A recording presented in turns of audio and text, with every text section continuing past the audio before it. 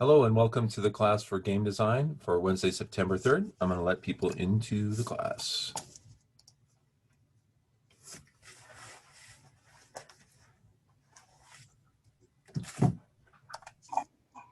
Hello. Hello. How you doing?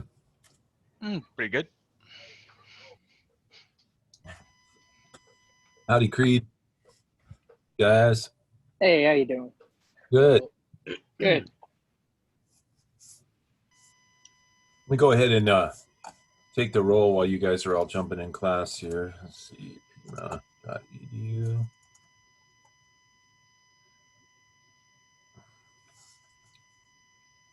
Okay, my Pima. Login.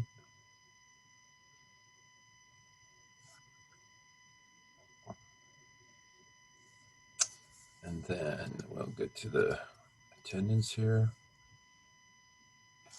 Okay. Attendance. Game design. Okay, so we've got, let me make this bigger. Okay, Isai is here. Hello. Hi, how are you? Good, good. Eduardo is here. Britt, Jazz, Nick is here. Let's see, Joshua, yes. Hunter.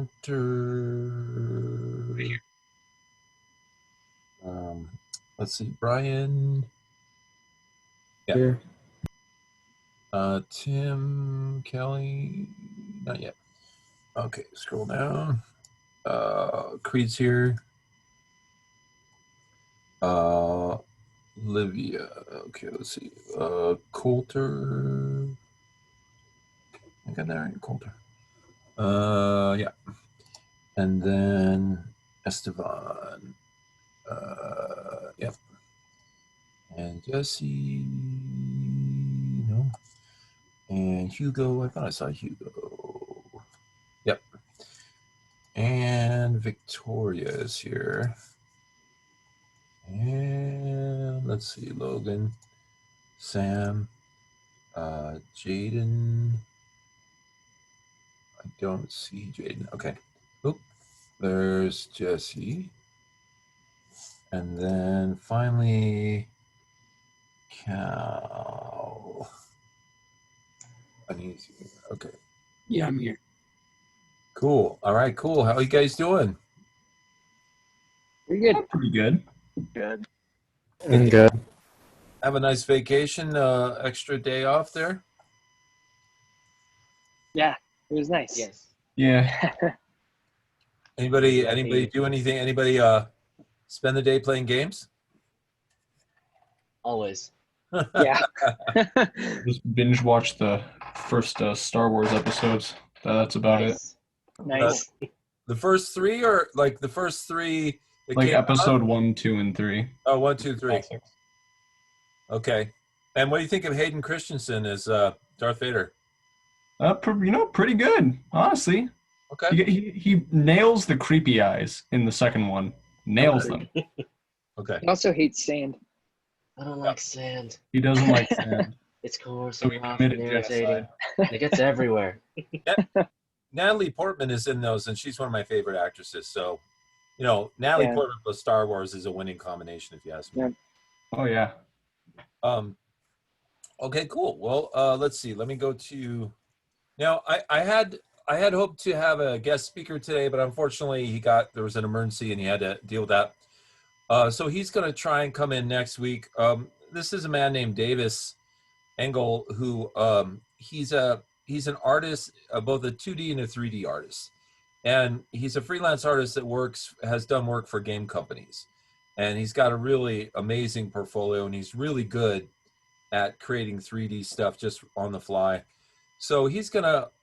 I've rescheduled him, postponed him till next Wednesday, so hopefully he'll get to talk then. And then Isai, I know I postponed your talk to Monday, your presentation, and you can still honor that. You can still give that presentation on Monday. Okay, but let me go ahead and open the class website. Let's see. Go in here. Okay, bima.com. And then we'll go to game design. Okay, let me go ahead and share my screen here. Okay. All right. So blah blah blah blah blah blah blah. Okay. So I just happened to post the Discord link right up here for anybody that needs it. Talked about the plan to have a guest speaker and Asai postponing his presentation, and then I have a couple articles. When I put articles up here, you guys you're not required to read them, but I'm putting them up here because it's something that I found interesting and that I thought was relevant to game design. So, you might want to at least take a look at them, and then if they pique your interest, read a little further. But I have two articles here, both of which have to do with somewhat underrepresented populations in game design. One is female gamers, and the other is gamers of sort of diverse cultures, minority cultures. So this first article, it's a New York Times article that came out a while ago. Let's see, last year, almost a year ago. It says, "How my boyfriend made me fall in love with gaming." And it's just kind of interesting, because we, the stereotypical view of a gamer is male, but I think the statistics are crazy now, like 40-something% of gamers are female. So, that's something to be aware of. That's something that, you certainly need to consider when you're a game developer, because you have to create games that appeal to, a wide variety of people. So this is an article you guys can check out if you're interested. A second. Yeah, it's interesting. Just to kind of piggyback off that article, it was interesting because, yeah, my girlfriend was kind of the same way. She'd like never played video games her whole life. And then it was cool because we ended up playing Ratchet and Clank together. And it was nice as like, it was the way they designed it was so nice. It was like really easy for newcomers. Like, oh, you never really used a controller. Here's a really easy game to learn how to use a controller, So That's that was excellent. interesting. So, so did your girlfriend become a gamer as a result of that? Yeah, a little bit. Now she's like, I remember like just a couple weeks ago, she was like, oh, so when are we getting the Destroy All Humans remake? And I was just like, oh, I didn't realize that was already out. And she's like already kind of like honed into like the games that are coming out that she's interested in now. So it's pretty cool. You know what's going to get really bad? It is when she's better than you. I know. No, I'm like, I'm like worried for that day to eventually come. Yeah. My girlfriend and I play board games because I've been developing board games for the last year or two. Right. And I will literally create a game. I'll sit down and I'll play it with her, and she'll beat me at my own game. And I'm like, I don't like you. I think this should negatively impact our relationship. Yeah, right. This is a bad sign. This is a red flag. Yeah. But actually, it's really fun because she has really interesting strategies. Like, you know how when you play a game, you're kind of like, okay, I'm going to be really aggressive and attack this and do this kind of stuff. And she's one of those people who's always doing things like sitting back and letting everybody else destroy each other and then swooping in, Yes, right. Yeah, and it's That's good how my girlfriend is too. it's good to observe those strategies because then you can sort of build that into your games, Yeah, right. I just also learn a whole new way to play a game that I've been playing forever, It's interesting. Yeah. So okay, well thank you, Creed, for that, sharing that. Now there's another article here. It's called How to Make a Diverse Game Studio. And so this is by and I don't know, I'm probably going to murder his name, Manveer here, I think. I'm not sure how to pronounce it, but so he wanted to develop a game studio that had more diversity in it, and so I think he was working for other game companies and he broke off. He says something here. I just felt like in the AAA industry, of course, AAA games, I couldn't be myself, and really talking to all the black and brown people I knew, they can't be themselves, said here. So I'm going to start my own company that focuses on our communities, make games that are centered on our stories and cultures. So, this is also very interesting. I just got sick of waiting for everybody else to do it. A lot of great inventions and companies and everything were started because people, they found a niche that they wanted filled and nobody was occupying it. So they went out and occupied it. So check out those articles, interesting stuff. Okay, let's see. Okay, I have a little sheet that I typed up here about team dynamics. And I'm not showing this to you guys because I've heard any reports about, poor team dynamics or anything. In fact, just the opposite. I haven't really heard any poor reports about team dynamics. But this is interesting regardless because Real quick, someone needs let into the room. Yeah, Jaden on my team. all right, let's see. It's Jaden. Okay, there we go. Thanks. Okay, let me go ahead and open my chat too so I can see what people are saying. Okay. Okay. So anyway, a couple of years ago, I had a class that I was teaching, and unfortunately, and this happens sometimes. Like I said, it's not happening with this class, but the team dynamics really weren't working. The teams were mismatched. Some people were doing all the work. Some people were showing up and just sitting there and not doing anything. Right. So I wrote this little sheet here about team dynamics, and I think it's relevant because it may be that teams that you're on have these type of situations come up, and what happens is, forgive the stereotyping, but what happens is you find out that there's certain kind of people that invariably show up on teams, and of course this is true in the work world too. So let me go ahead and read this to you, and you guys are welcome to put in your feedback too. So it says a lot of game design is done by teams, and teams are made up of people whose personalities don't always mesh, and who don't always follow instructions or get their work done on time. These factors create stress on the team and make it hard to achieve goals. Below are some typical issues with team members, along with suggestions on how to improve team interactions. It must also be said that a big issue with teams is setting realistic goals. Instead of trying to make the perfect game on your first attempt, try making the MVP version of the game, the minimum viable product. In other words, create the minimum set of objects needed to play the most basic version of the game.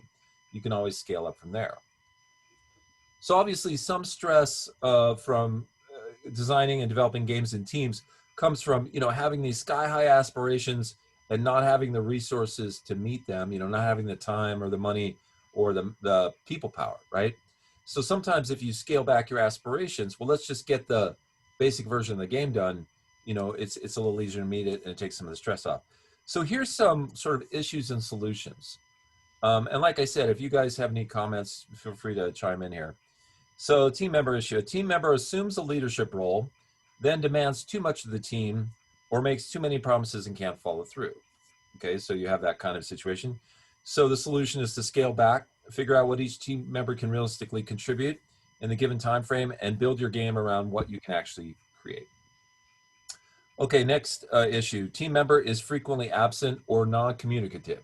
Now this, of course, is even more relevant in the age of online stuff because, you can have people with the best intentions like, yeah, I'll meet you Sunday on Discord or whatever, and they never show up. They're ghosts, basically. So a solution for that, request a new team member, right? You can talk to me and say, hey, this person is a ghost, they're not on the team. If one is available, or place zero responsibility for work on the absent team member so they don't let down the team. Okay. Let's see, situation 3, team member attends meetings but does little or no work. So you can check to see if they can realistically do the work they were assigned and find out why they're not doing it. Maybe there's some reason behind their lack of work. Once you have this information, incentivize the team member to do the work by telling them how important it is to the team to finish their part of the project. If the team member fails to contribute after you communicate the importance of their role, they need to be reassigned to another team. Sometimes it's just chemistry. Sometimes a team member is, an orange in a group of apples, and that, just doesn't work. And sometimes having an orange in a group of apples is exactly what you need, Okay, team member does too much. This is sort of the opposite problem. You got one person who is just a locomotive and is doing everything. So the team member who takes on too much responsibility can burn out or do substandard work after they burn out. So sometimes you can reset team goals, take some of that work off their shoulders, and everybody's a little happier. Okay, just a few more here. Team member does substandard work. Sometimes a team member may not have the skills to do the job they were assigned. If so, see if you can reassign this work, if you have the time. And if you don't have the time, then frankly, you just have to accept the results. I mean, sometimes, as they say about the president, you go to war with the army you have, not the one that you wish you had. Okay, we got 4 more here. Team member only wants to work on their ideas. Okay, that's, a valid concern. Have them look up the definition of the word team. Right. Okay, because I gave you guys the option at the beginning of this to do solo work if you're that type of individual. But, if you're on a team, you got to be part of the team. Okay, 3 more here. Team members worried about their rights in the game. Now, this becomes an issue if you're developing a game and people think, hey, this game could go somewhere, right? So I'm saying decide early on who will own what part of the game if you decide to develop it and release it. One solution is an equal partnership for people who put in an equal amount of work. And you can literally write up a little document. You can find agreements online. You can write up a little document that says, if we release this game and these 4 people do an equal amount of work, then they're each entitled to 25% of the profits, right? 2 more. Team member is hard to work with due to their personality.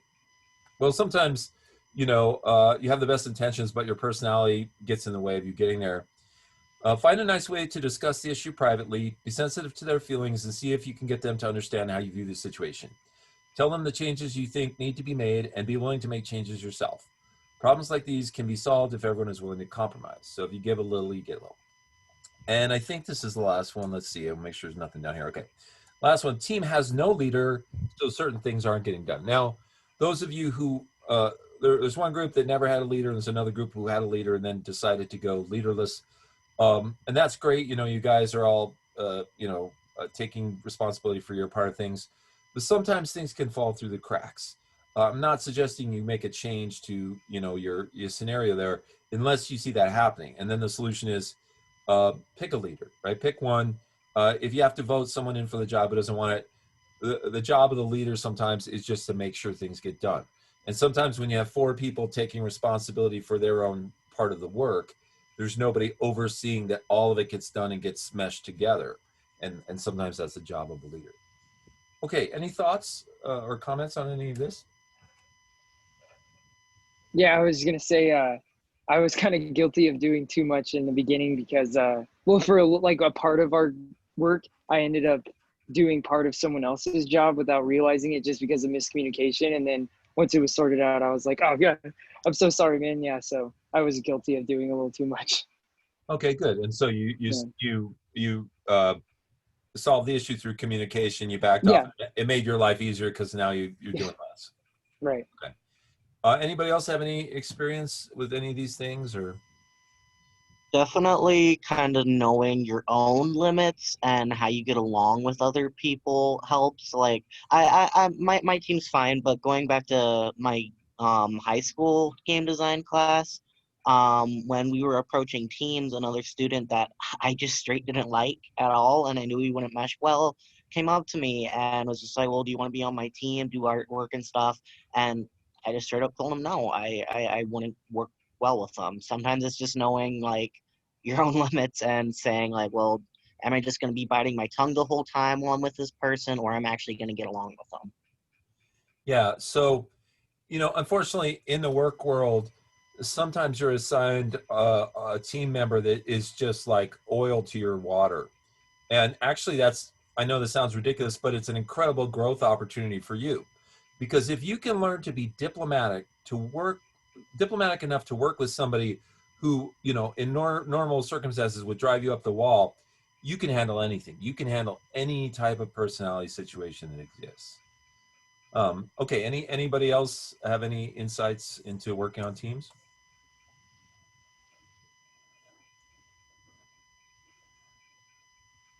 I've been on plenty of teams, and the dynamics aren't always great.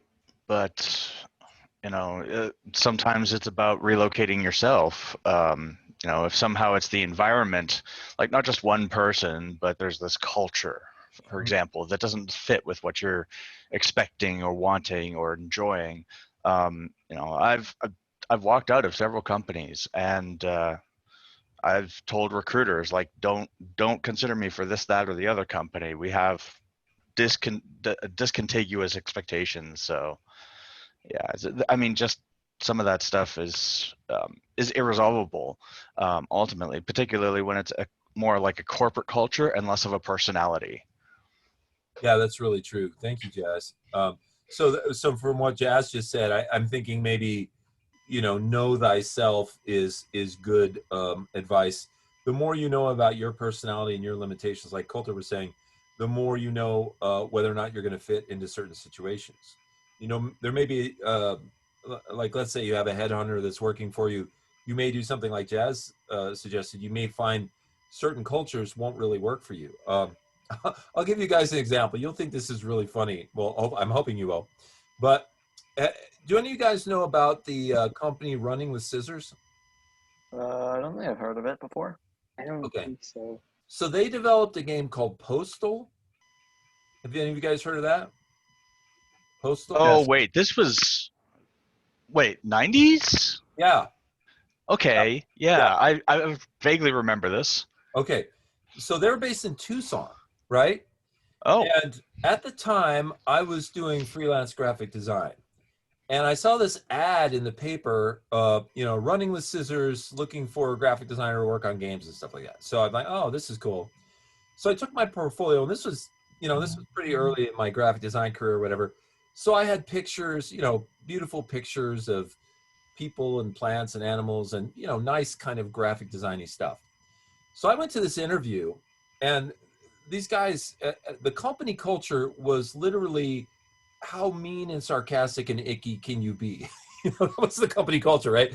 So I go there, and here I am with my, you know, nice little graphic designy portfolio, and they're like, you know, do you have anything with blood on it? You know, are there any zombies? And, you know, can you draw dead people? You know, and they basically told me straight out, you know, we're just really sarcastic, basically asshole young guys that don't care, and that's the culture, and that's who we want to hire, right?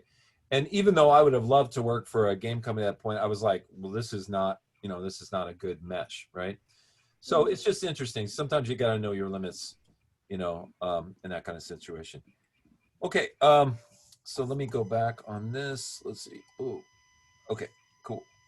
All right, team dynamics. Okay, all right. So I have got a really cool article to show you guys right here. And I'm going to share this article with you, and then afterwards we can talk a little bit about your games and where you are with things. But this article right here about ancient board games is super cool. I just love this thing. So it's called The Best Board Games of the Ancient World. And one of the things I like about it is the graphics, the fact that they show you these board games, right?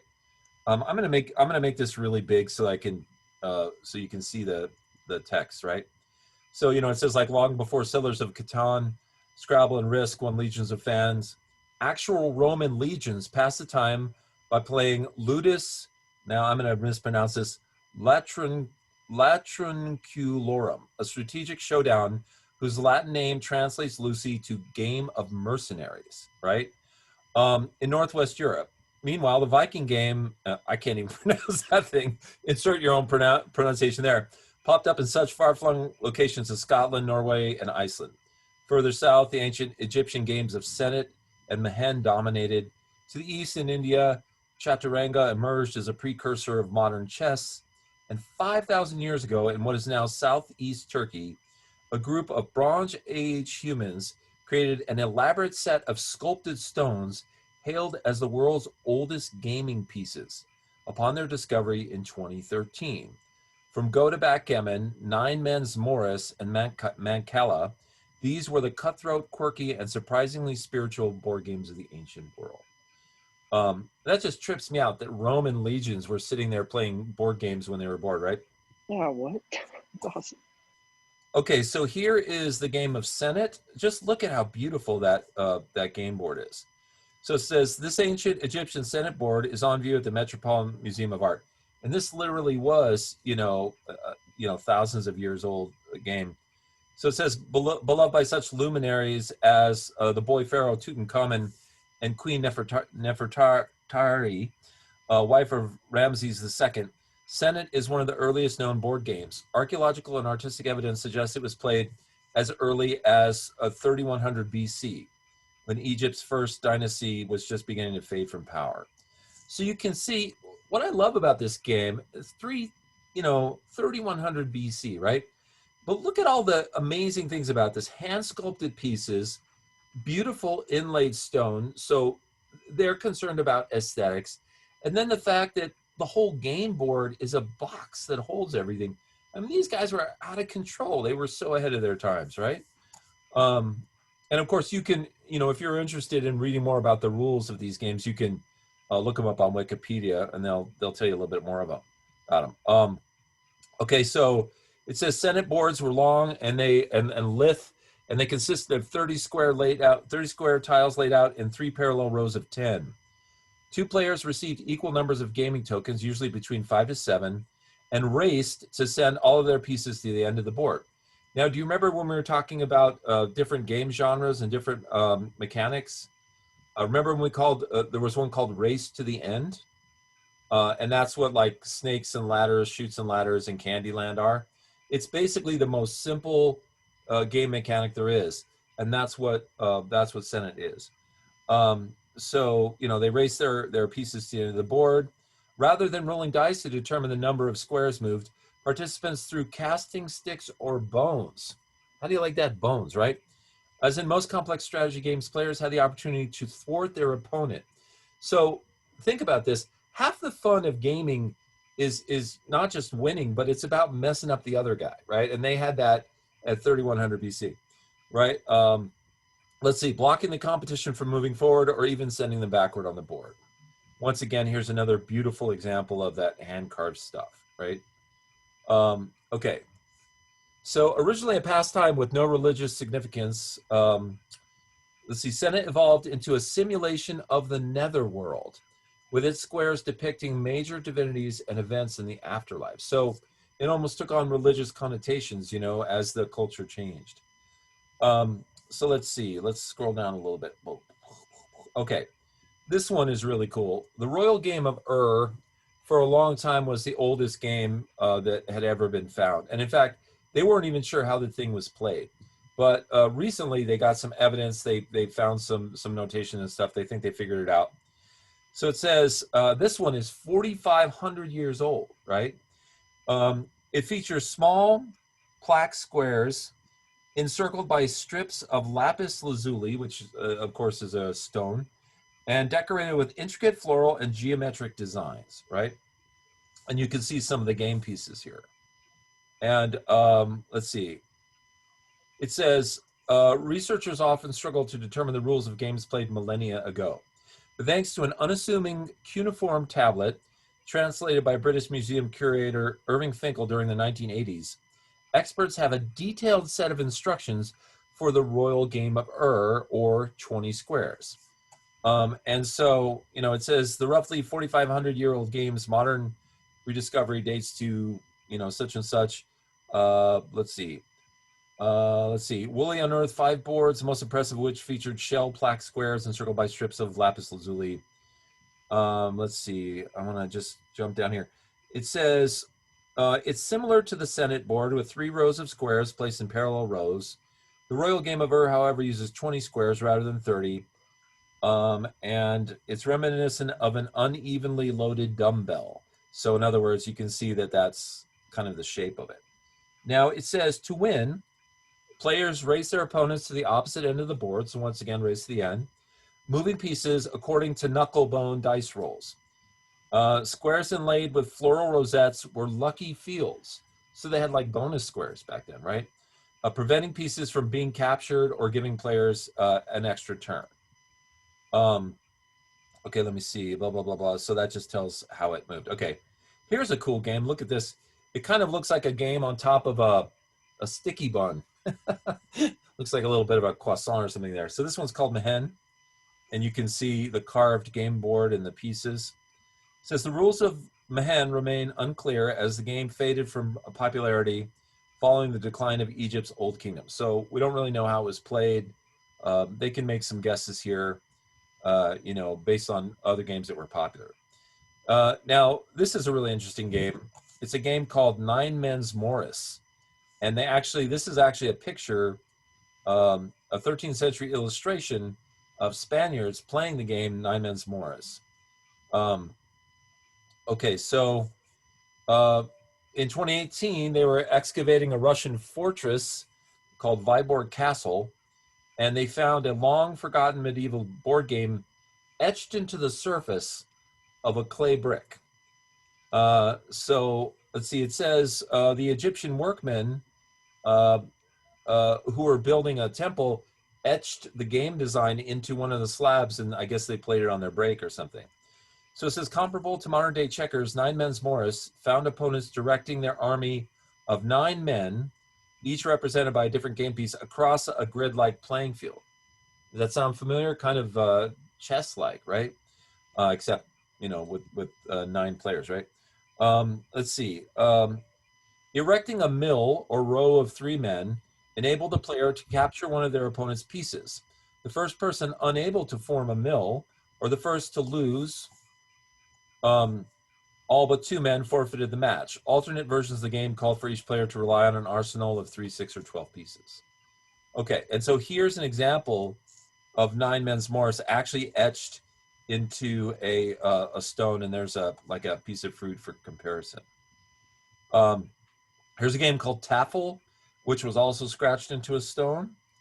It says monks likely use the disc-shaped gaming board to play, and there's that Norse word, a Norse strategy game that puts a king and his defenders against 24 attackers during the 7th or 8th century, right? Okay, let's see. It said Taffel spread from Scandinavia to Iceland, Britain, and Ireland, but fell out of favor as chess gained traction in English and Nordic countries during the 11th and 12th centuries. Okay, so let's go down a little bit. Okay, so here's the one that they talked about. This is the one this picture is at the top of the article. It's called Ludus Latrunculorum. And this is the one that the Roman legionnaires played. And look at how cool, look at how complex all the pieces are. We have these squares. We have, sort of hewn rock here. We have, maybe this is a throwing cup for dice. We have these little circular things, pretty freaking sophisticated for legionnaires, right?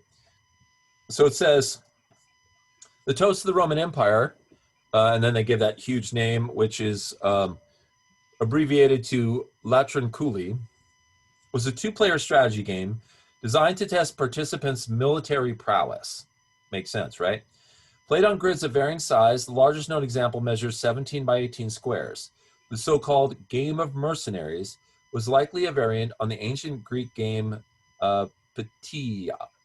Aristotle shed some light on Peteia's rules, likening a man without a city-state to an isolated piece in Peteia, left vulnerable to capture by an opponent. Okay, so it says that it dates back to the 1st century BC. Some famous authors were talking about it. It says the enemy ranks are split and you victoriously emerge with ranks unbroken or with the loss of 1 or 2 men, and both your hands rattle with the horde of captivity. The poets Ovid and Martial also reference the games in their work. Okay, now this one, I think this is the one which is really trippy. I mean, so far these are really cool, right? This one gets really trippy. Patoli, right? The Aztec game of Patoli, as seen in the Book of the Gods and Rites and the ancient calendar by Friar Diego Duran. Okay, get ready for this.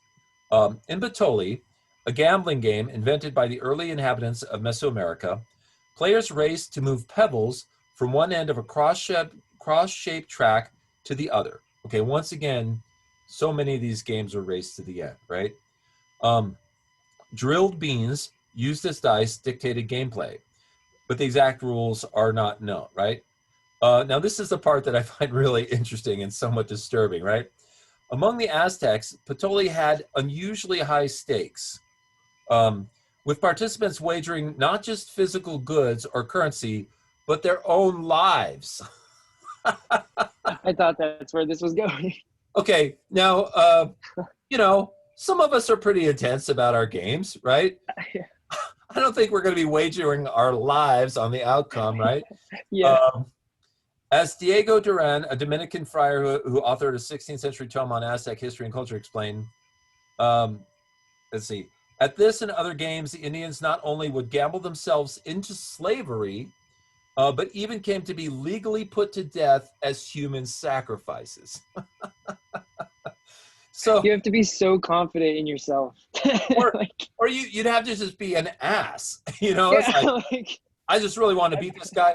So look at so first of all, you could bankrupt yourself. You could bet all your goods and services, right, and lose those. yeah, You could bet your family and yourself and be put into slavery. And then of course the ultimate bet is you being put to death, right? I'll be next week's human That's like sacrifice. gambling on a whole nother level.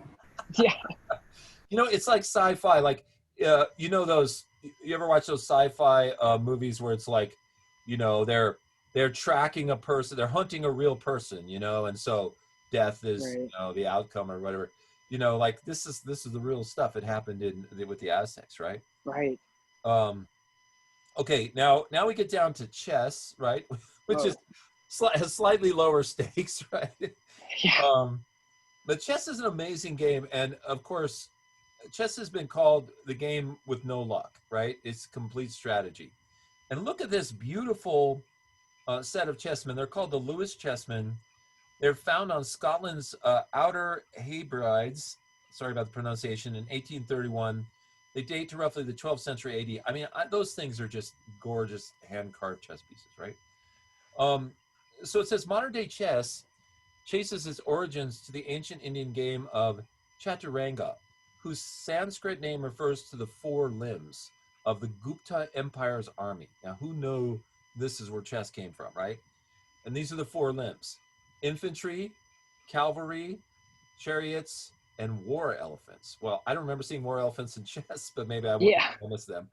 Um, First recorded around the 6th century AD, but presumably played prior to this period, Chaturanga pitted four players. So chess used to have four players, each assuming the role of an imperial military arm. So one of those four arms of the military against each other.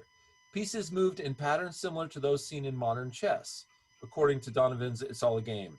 Infantry, for instance, marched forward and captured diagonally like pawns, while cavalry traveled in L shapes like knights.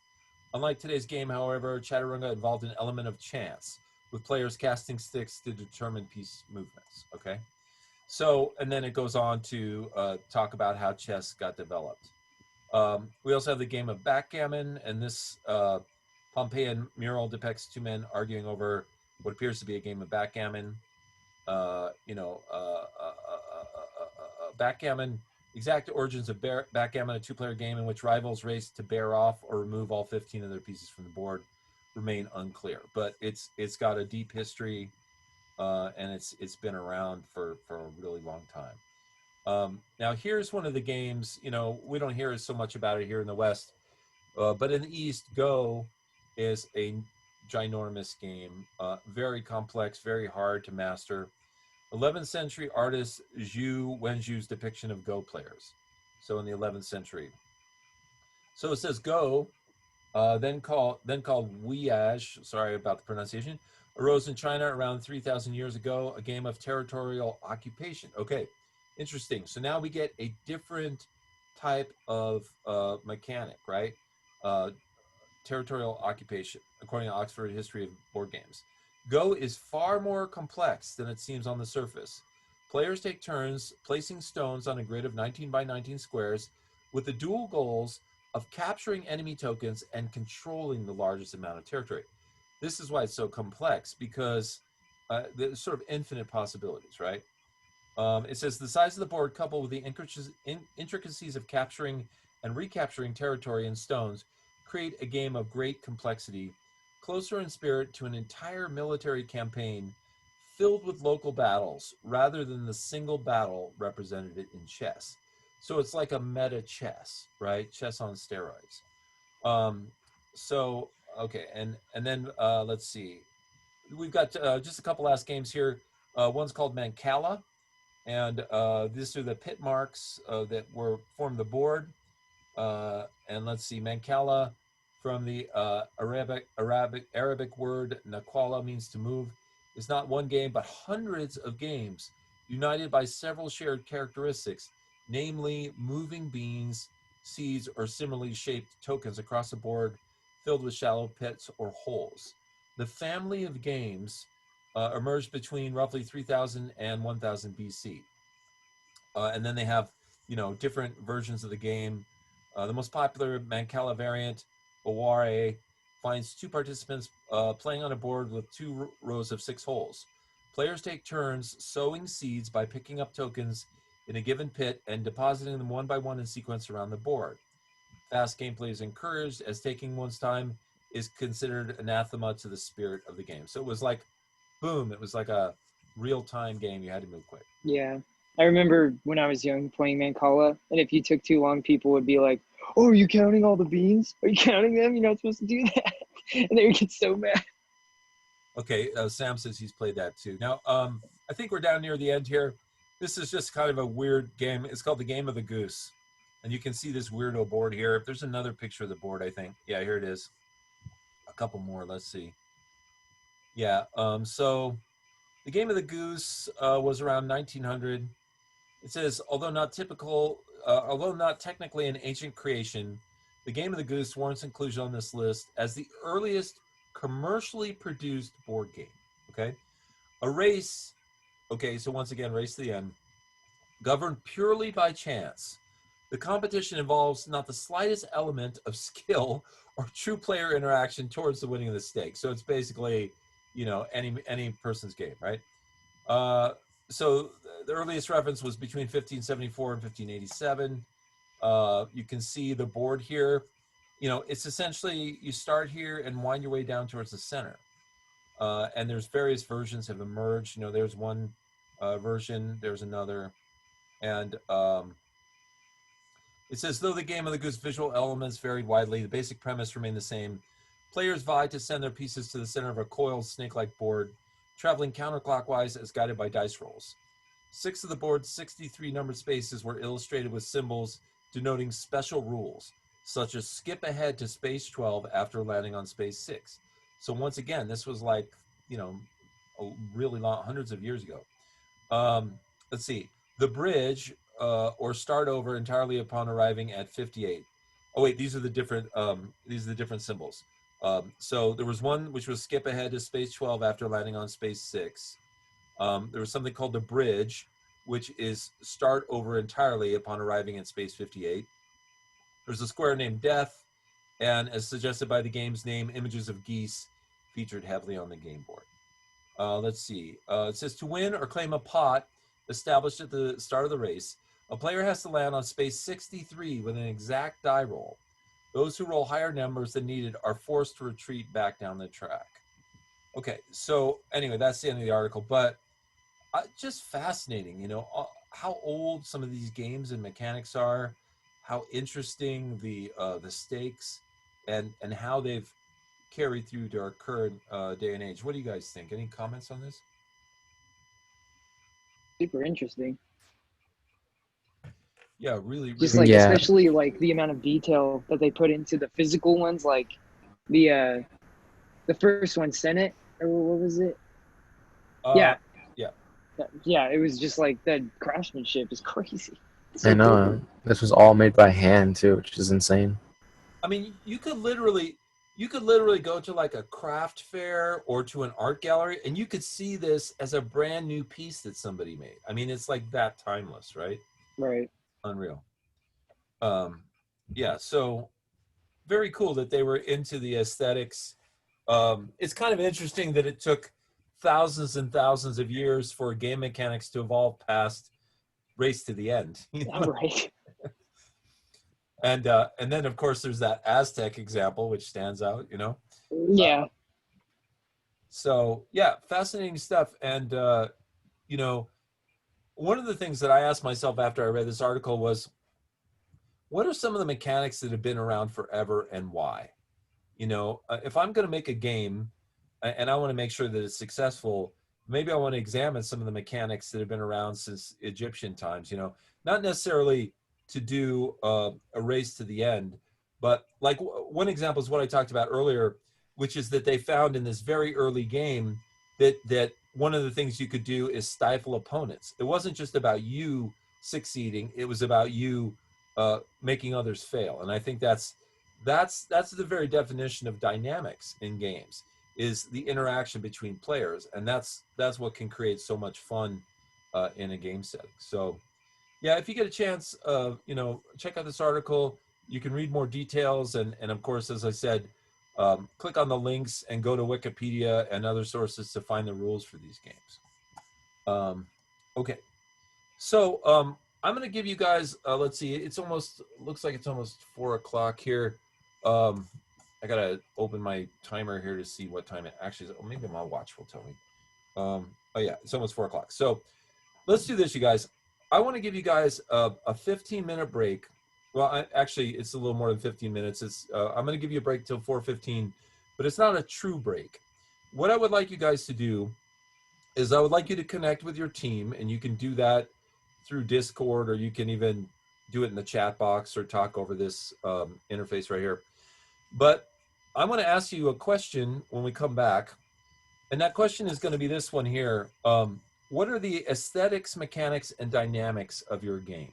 Okay, so if you could take one person from your team and have them write down, aesthetics, and then write it out, mechanics, write it out, dynamics, write it out, and then we're going to share those when we come back. And then the other part of that question is, how can they be strengthened? Now, some of that you may not know. Some of that may be what we provide when we hear the information. But get with your team, write those down, and then if you have some idea of how they can be improved, you can do that. If not, that's what we'll endeavor to help you with when we give you feedback on it. Does that make sense to everybody? Yep. Okay. All right. So Yeah. we'll get back together at 4:15, and we'll talk about what you've come up with.